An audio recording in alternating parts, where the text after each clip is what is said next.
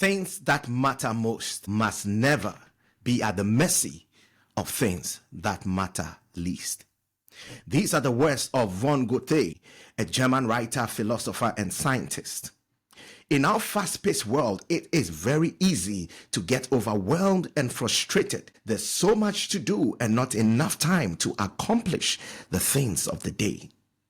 Deadlines pressing on us, career demands, childcare, work demands, parenting demands, societal and family expectations, phone calls, emails, messages, beeping on our phone, and the list goes on. As a result, we end each day out of control, unfulfilled, and inadequate. And slowly, a sense of hopelessness and depression begins to set in. But what if I told you all that could change if you master your time by managing yourself? You see, time just moves on. You can't manage time. You can only manage what you have control over, and that is yourself. Highly effective people manage their time. Stephen Covey once said, highly effective people do not manage time. They manage themselves, their priorities, their actions, their behaviors to make the most out of their. Today, I will present to you a simple yet powerful and effective time management tool that will not only enhance your productivity, but also assuage your sense of overwhelm and frustration. Stay with me to the end, and I will share with you a bonus tip, which is most often ignored. But when it's implemented, it gives you more joy and gives you back time in your day. This is Gabriel from the Real Success Life Academy channel, where we equip you for personal leadership and management and empower you for financial freedom. Subscribe, like, and share with friends. If you want a guide to help you develop a more structured life plan, click the link in the description of this video below and get our free download of the 8 most important areas of life everyone must plan. Let me first start by sharing a story which illustrates our lesson for today. I love this story so much, and it's taken from 1 Kings chapter 20, verses 39 to 40. As the king passed by, the prophet called out to him, "Sir, I was in the thick of battle, and suddenly a man brought a prisoner.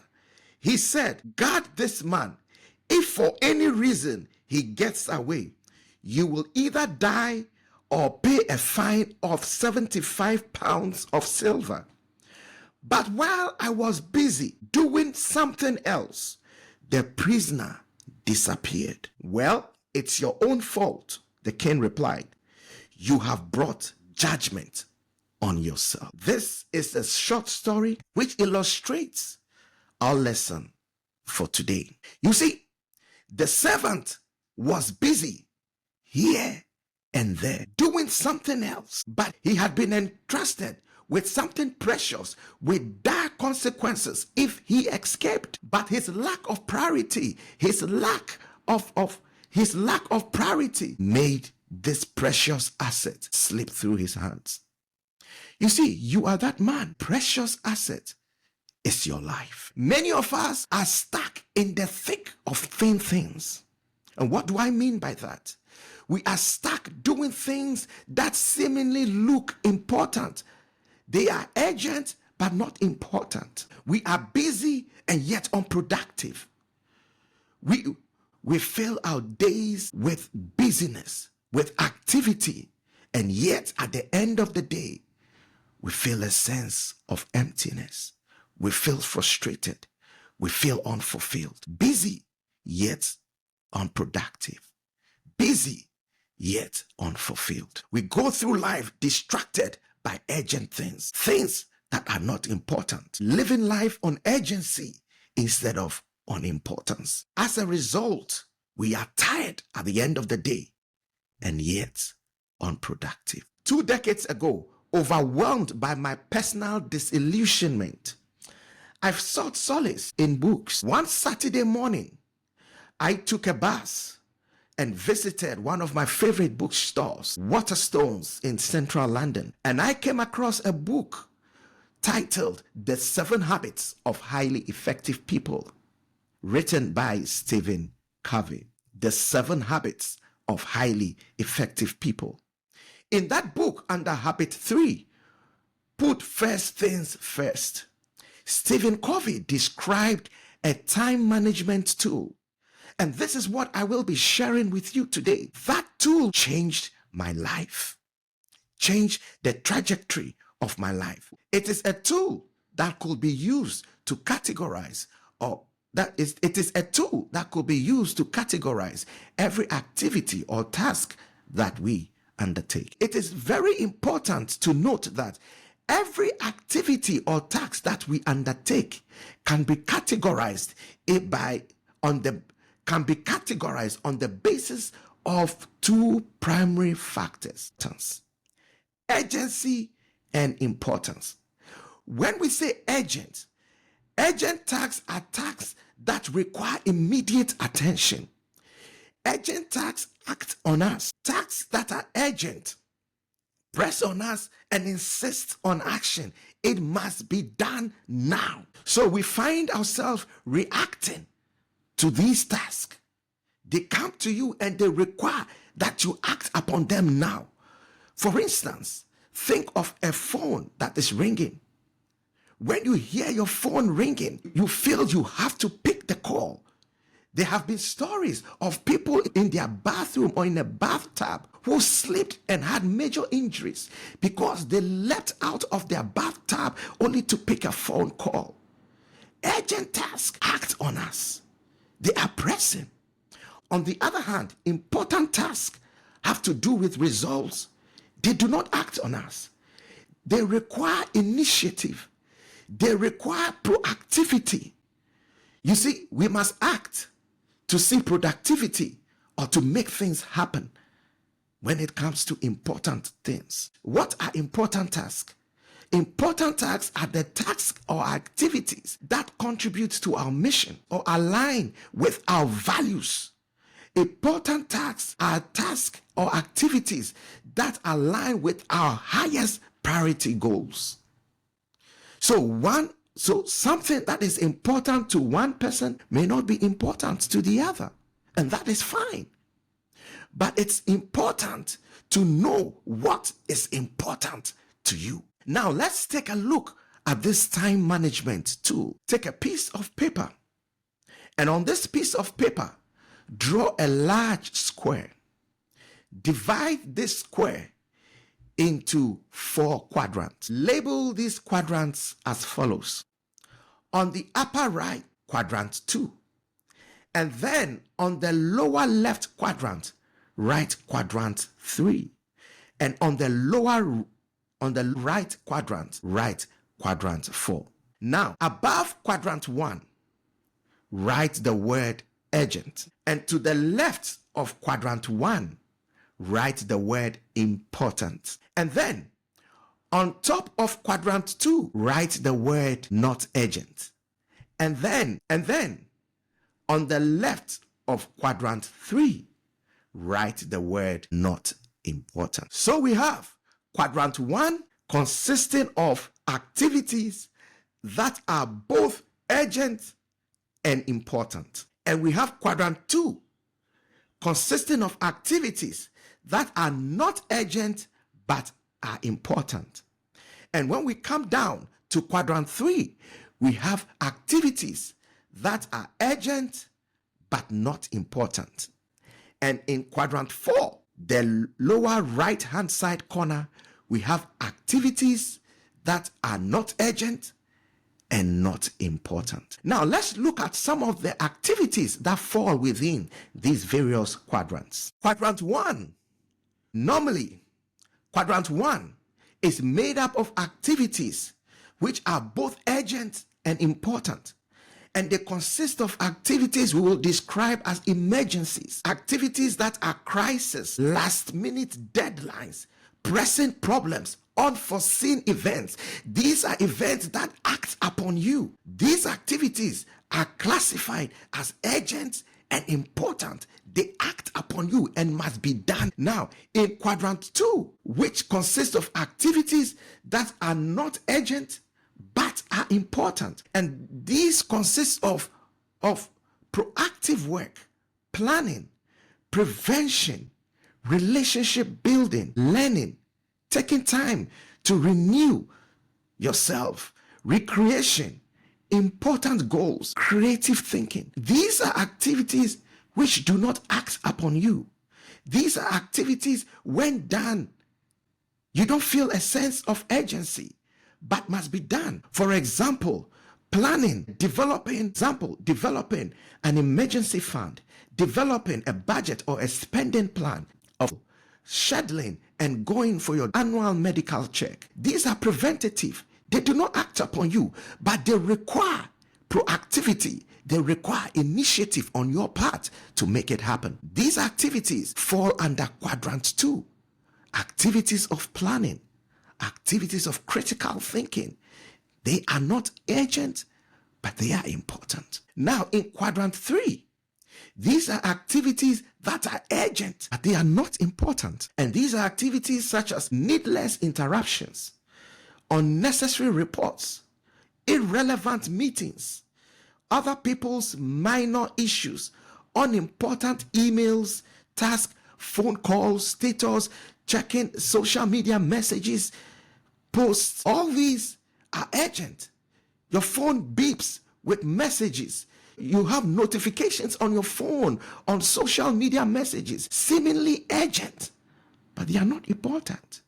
Interruptions to your day, other people's urgent issues that are not urgent or important to you, they fall under this quadrant, quadrant 3.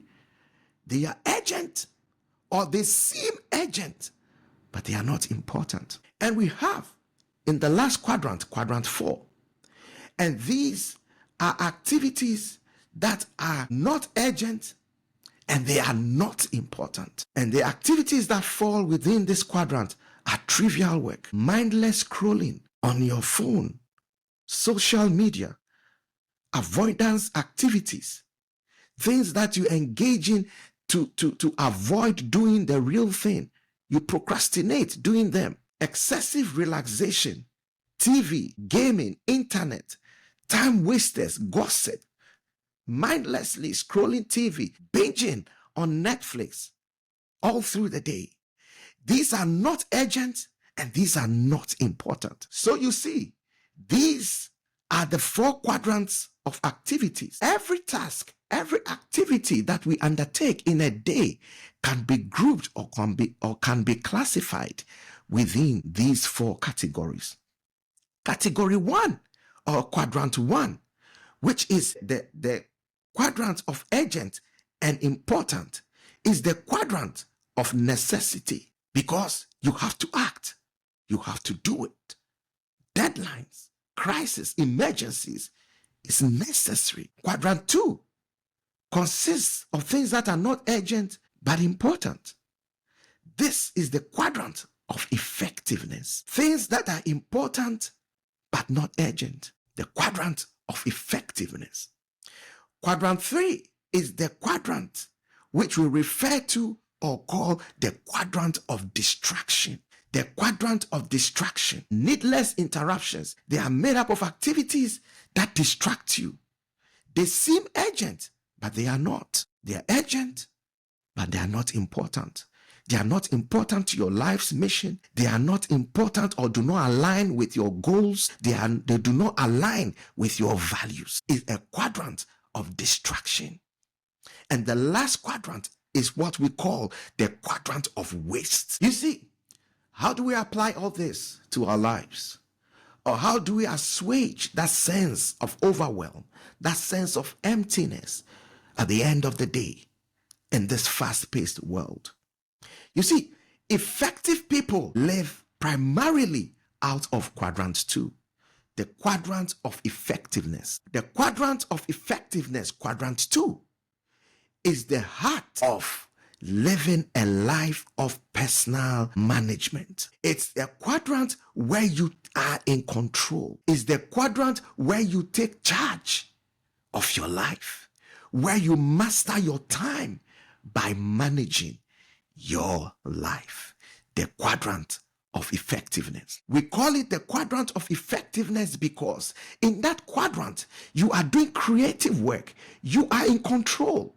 You plan, you foresee, and you plan against things that could happen. For example, you plan and put in place an emergency fund to avoid a situation where you have a serious emergency at the hospital and you'll have to go begging friends for money. Quadrant 2 is the quadrant of planning, the quadrant of effectiveness. The more you live in quadrant 2, you reduce your activity or your time in quadrant 1. Effective people live primarily out of quadrant 2. Creative, they think ahead, and as a result, they reduce emergencies and crises in their lives. But most people spend their lives in quadrant 3 and quadrant 4. If you primarily live your life in quadrant 3 and quadrant 4, people who live their lives in quadrant 3 and quadrant 4 live irresponsible lives. You live life, they live life without intentionality, they live life